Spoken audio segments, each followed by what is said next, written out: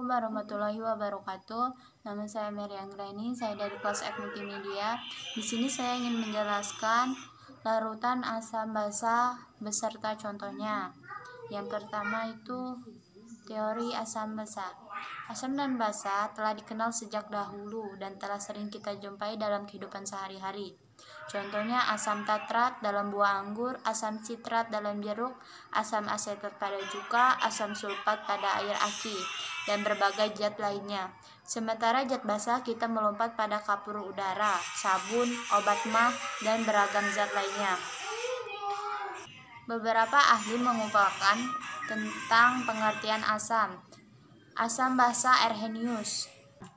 Menurut Arrhenius, asam adalah zat yang dalam air akan melepaskan ion H+ atau hidrogen, sehingga rumus kimia pada asam akan selalu mengandung asam hidrogen.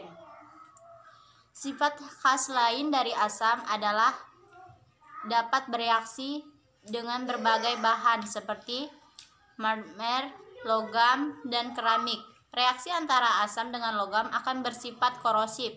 Asam dikelompokkan menjadi dua. Yang pertama, asam organik. Umumnya bersifat korosif, asam lemah, dan banyak terdapat di alam. Yang kedua, asam anorganik.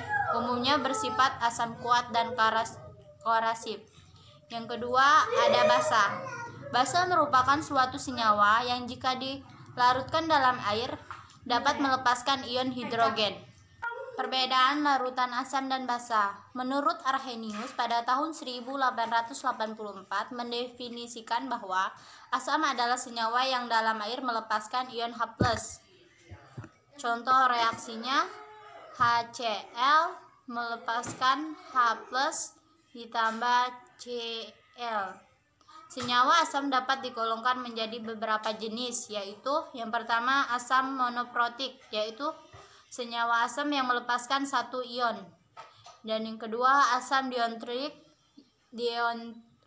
senyawa asam yang melepaskan dua ion H+ dalam larutan.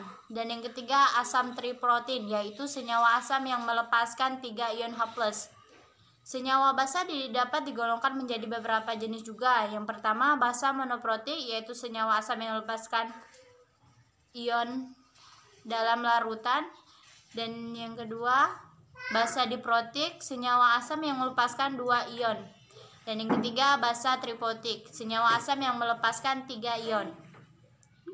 Pada tahun 1923, ilmuwan yang bernama J.M. Bronsted dan C. Mallory menyatakan bahwa asam ada sebagai donor, sedangkan basa adalah sebagai penerima. Contoh larutan asam yaitu asam nitrat, asam borat, asam karbonat, asam sulfat, asam sulfida, dan asam fosfat. Sedangkan contoh dari basa itu kalium hidroksida, barium hidroksida, kalsium hidroksida, natrium hidroksida, strosium hidroksida, dan magnesium hidroksida. Baiklah, hanya itu yang dapat saya jelaskan tentang penjelasan tentang larutan asam dan basa. Saya akhiri. Assalamualaikum warahmatullahi wabarakatuh.